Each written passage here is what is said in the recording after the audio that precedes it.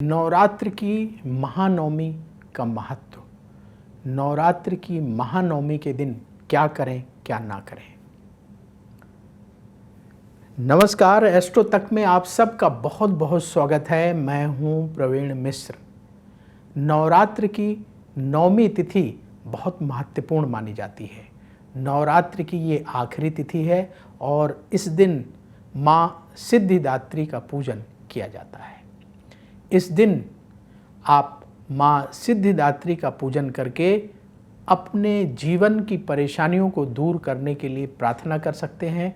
माँ सिद्धिदात्री से विशेष मनोकामना की पूर्ति के लिए आप निवेदन भी कर सकते हैं।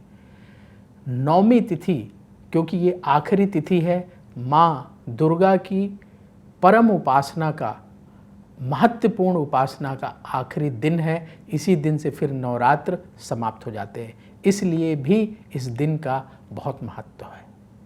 शारदीय नवरात्र में महानवमी के दिन बहुत सारे घरों में जो लोग एक दिन का व्रत करते हैं, बहुत सारे लोग महानवमी का व्रत करते हैं और माँ सिद्धिदात्री का पूजन करते हैं और अपने घर में कन्या भोजन कराते हैं। इस बार जो ये महानवमी का पावन पर्व है, ये कब मनाया जाएगा, इसको लेकर के लोगों के मन में कन्फ्यूजन है। तो उस कन्फ्यूजन को भी हम दूर करेंगे कि अब आप कब जो है महानवमी मनाएं। और जो लोग हवन करते हैं, तो हवन करने का जो शुभ समय है वो कितने बजे से कितने बजे तक है, कब आपको हवन करना चाहिए।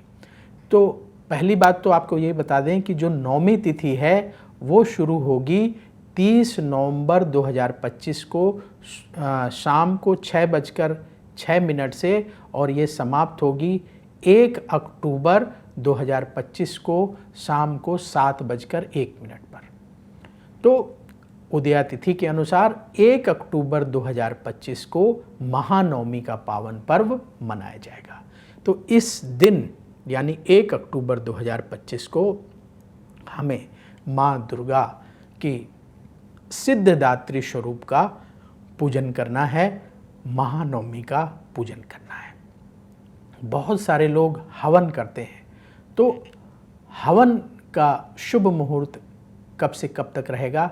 देखिए, आप 1 अक्टूबर को सुबह प्रातःकालीन उठ कर के स्नान ध्यान कर लें और इसके बाद माँ दुर्गा का पूजन करें।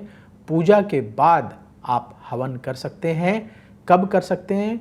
सुबह 6:20 से लेकर के सुबह 11:40 तक बहुत ही शुभ मुहूर्त है। इस मुहूर्त में आपको हवन, पूजन और कन्या पूजन ये भी अवश्य कर लेना चाहिए। कोशिश करें कि सुबह जितना जल्दी से जल्दी हो सके आपको माँ दुर्गा का पूजन, हवन और कन्याओं का जो भोजन कराते हैं वो अवश्य कर लें।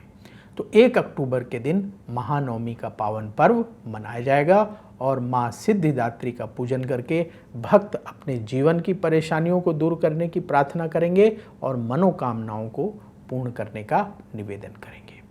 और इस दिन कन्याओं को अपने घर बुला करके माँ दुर्गा का स्वरूप मान करके उनको भोजन कराया जाता है और उन्हें प्रणाम करके प्रेम पूर्वक दक्षिणा दे करके विदा किया जाता है। तो आप भी ऐसा ही करें। जो लोग अष्टमी के दिन कन्या पूजन नहीं कर पा रहे हैं, वो लोग नवमी के दिन अवश्य कर लें। लेकिन मान लीजिए कि आपके पास समय कम है और आप ज़्यादा विधि विधान से नहीं कर पाते, तो उन लोगों के लिए बता दें कि आप महानवमी के दिन क्या करें। और ऐसे लोग जो नवरात्र में बाकी दिनों में माँ दुर्गा का पूजन नहीं कर पाए हैं और आप चाहते हैं कि नवरात्रि का पूर्ण फल आपको प्राप्त हो जाए, तो आप महानवमी के दिन पूजन अवश्य कर लीजिए। सुबह उठिए, स्नान करिए, स्नान करके आपके घर के पास जो माँ दुर्गा का मंदिर है वहाँ जाएं, कुछ सामग्री लेकर चले जाएं। क्या क्या सामग्री लेकर जाना है? आप नारियल, पान, सुपारी, चुनरी, श्रृंगार की सामग्री, फल, लाल पुष्प लेकर के जाइए और वहाँ पंडित जी से निवेदन करके अर्पित कराएं। माँ दुर्गा को श्रृंगार की सामग्री, चुनरी अर्पित कराएं, नारियल, फल अर्पित कराएं, भोग लगवाएं और वहीं बैठकर दुर्गा चालीसा का पाठ कर लें। माँ दुर्गा की आरती कर लें और जो भी आपके मन में इच्छा है, जो भी आपकी समस्या है, उसे दूर करने की प्रार्थना कर लें। माँ सिद्धिदात्री की कृपा से अवश्य आपकी मनोकामना पूर्ण होगी, जीवन की जो परेशानियां हैं वो दूर होंगी। इसके बाद क्या करना है कि आप मंदिर से निकलें, आपके पास समय कम है तो कम से कम 9 कन्याओं को फल और दक्षिणा प्रसाद के रूप में अवश्य दे दें। तो आप फल ले लीजिए मार्केट से, या पहले ही अगर आप ज़्यादा फल लेकर के आए हैं तो जैसे आप दो केला ले लें, एक कोई फल ले लें, सेब ले लें, अनार कोई लाल फल ले लें और कुछ दक्षिणा रख करके 9 कन्याओं को इस तरीके से बांट दीजिए। माता रानी का आशीर्वाद आपको मिलेगा, बहुत कृपा मिलेगी और आप खुद भी संतुष्टि का भाव महसूस करेंगे। तो जो लोग बाकी के 8 दिनों तक माँ दुर्गा का पूजन नहीं कर पाए किसी भी कारण की वजह से, समय की कमी की वजह से, वो महानवमी के दिन इस तरीके से पूजन कर लें। कम समय में भी आप माँ दुर्गा का इतना भी पूजन करके बहुत पुण्य की प्राप्ति कर सकते हैं। तो आप सबको इस नवरात्रि के पावन पर्व की बहुत बहुत शुभकामनाएं। माँ दुर्गा की कृपा से आपके जीवन में निरंतर सुख बढ़ता चला जाए, ऐसी हम प्रार्थना करते हैं। तो बोलिए दुर्गा मैया की जय। अगर आप मुझसे जुड़ करके अपनी समस्याओं का समाधान चाहते हैं और चाहते हैं कि आपकी समस्याओं को ज्योतिष के माध्यम से सुलझाया जाए, तो आप हमसे संपर्क कर सकते हैं, जुड़ सकते हैं एस्ट्रो तक पर।